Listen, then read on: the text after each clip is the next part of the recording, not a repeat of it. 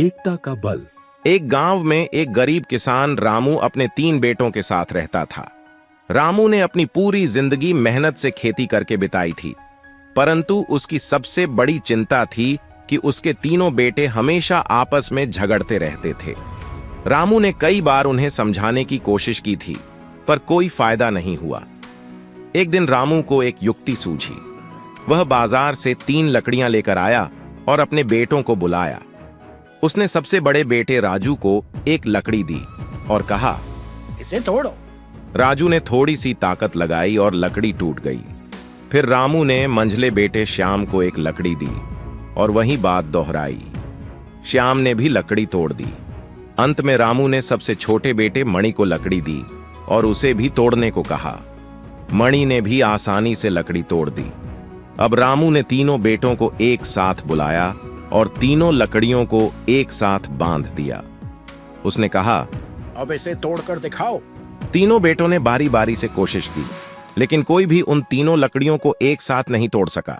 रामू ने मुस्कुराते हुए कहा, देखो, जब तक तुम अलग अलग रहते हो तुम कमजोर हो, पर जब तुम एकता में बंधे हो तो कोई भी तुम्हें नहीं तोड़ सकता।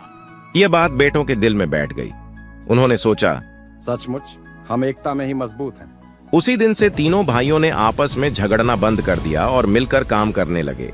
वे खेतों में साथ काम करते, फसल उगाते और गांव में सबसे अच्छे किसान बन गए।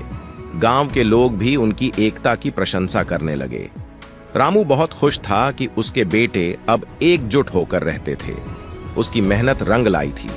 बेटों ने भी समझा कि परिवार की एकता में ही सबसे बड़ी ताकत है। समय बीतता गया और रामू बूढ़ा हो गया। उसके तीनों बेटे अब समझदार और जिम्मेदार हो चुके थे। एक दिन रामू ने महसूस किया कि उसकी जिंदगी का अंत नजदीक है। उसने तीनों बेटों को अपने पास बुलाया और कहा, मेरे बेटों, अब मैं इस दुनिया से जाने वाला हूँ, परंतु याद रखना, मेरी आखिरी सीख यही है कि तुम हमेशा एकता में रहो। बेटों ने वादा किया कि वे हमेशा एकता में रहेंगे और अपने पिता की सीख का पालन करेंगे। रामू की मृत्यु के बाद भी तीनों भाई एकता में बने रहे। उन्होंने अपनी मेहनत और एकता से गांव को खुशहाल बना दिया। समय के साथ गांव का नाम दूर दूर तक फैल गया। लोग कहते थे, ये गांव तो एकता का प्रतीक है। इस तरह रामू की सीख और उसकी बेटों की एकता की कहानी सबके लिए एक प्रेरणा बन गई। सीख: जब हम एकता में रहते हैं तो कोई भी कठिनाई हमें हरा नहीं सकती। हमारी ताकत हमारी एकता में ही होती है।